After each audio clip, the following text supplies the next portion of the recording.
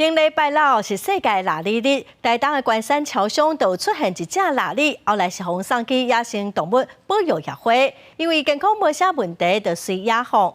也毋过哦，腊肉出现伫市区，这嘛已经毋是头一届咯。有保育团体是认为，这恐惊是腊肉的生态地受到影响，应该得爱想办法来改善。生态工作者伫花东唱过，腊肉的栖地采野生动物监视器，几啊届记录到真珍贵。真罕见的保育野生动物腊肉出来找食的，也有乌空作收。因为台湾腊肉的数量伫2019年的调查，差不多15000只。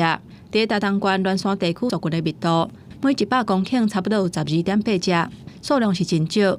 不过因的栖地当受到威胁，所以现在离开栖地，出现伫人家厝或者是人较侪的所在。因目前推估可能是它的栖地受到了干扰或者是影响，它不得不离开它原本的栖地，去找寻另外适合的栖地，而这个过程就可能会不慎跑进民宅。17是世界腊肉日，伫台东关山的一间便利商店，就出现一只腊肉走入去店内底。店员报案了后，警察甲伊送去地上野湾野生动物保育协会。经过兽医的检查，加在这只腊肉真健康，就随甲野放返去山区。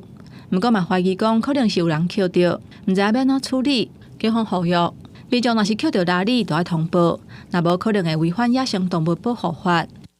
猎捕、宰杀、保育类野生动物者，将处6月以上5年以下有期徒刑，得并科新台币20万元以上100万元以下罚金。保育团体嘛烦恼讲，腊肉会去互发现，有可能是因的栖地附近有人使用地草剂等等的农药啊，造成腊肉食物的来源狗野消失。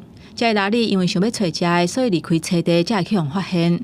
呼吁民众伫腊肉会出入的所在，唔通使用农药，互因有一个安心通好生存的环境。记者综合报道。